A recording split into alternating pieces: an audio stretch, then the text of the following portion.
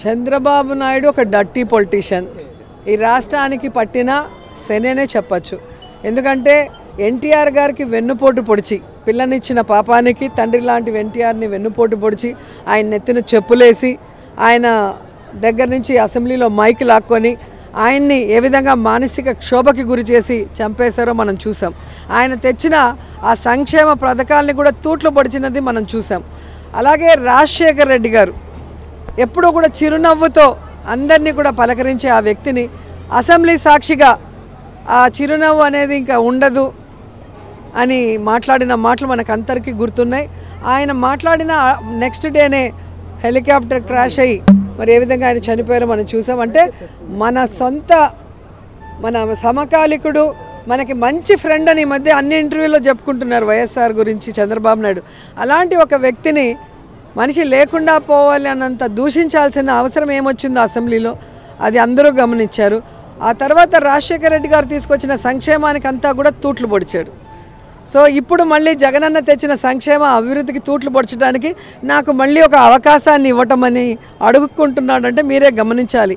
కేవలం అధికార దాహం తప్ప చంద్రబాబు నాయుడికి ప్రజల మీద ప్రేమ లేదు, రాష్ట్ర అభివృద్ధి మీద చిత్తశుద్ధి లేదు.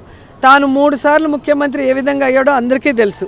ఒకసారి ఏమో ఎన్టీఆర్కి వెన్నుపోటు పొడిచి అయ్యాడు, ఆ తర్వాత వాజ్పేయి గారి వేవ్లో వచ్చారు, ఆ తర్వాత ఏ విధంగా మోడీ గారి వేవ్లో వచ్చారో మనం చూసాం. ఈయన ఇండిపెండెంట్గా నించుంటే ఈయన పార్టీకి వచ్చే ఓట్లేంటో మొన్న 2019లో స్పష్టంగా అర్థమైంది.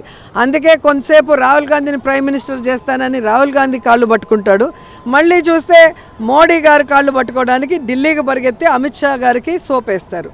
అంటే ప్రజల్ని నమ్ముకొని ప్రజలకి మంచి చేస్తానన్న ఒక భరోసాని కల్పించి ఈరోజు ప్రజల ఆశీర్వాదంతో ముఖ్యమంత్రి అవ్వాలన్న ఆలోచన ఏ రోజు చంద్రబాబు నాయుడికి లేదు. కానీ జగనన్న ప్రజల్ని నమ్ముకున్నాడు, భగవంతుని నమ్ముకున్నాడు.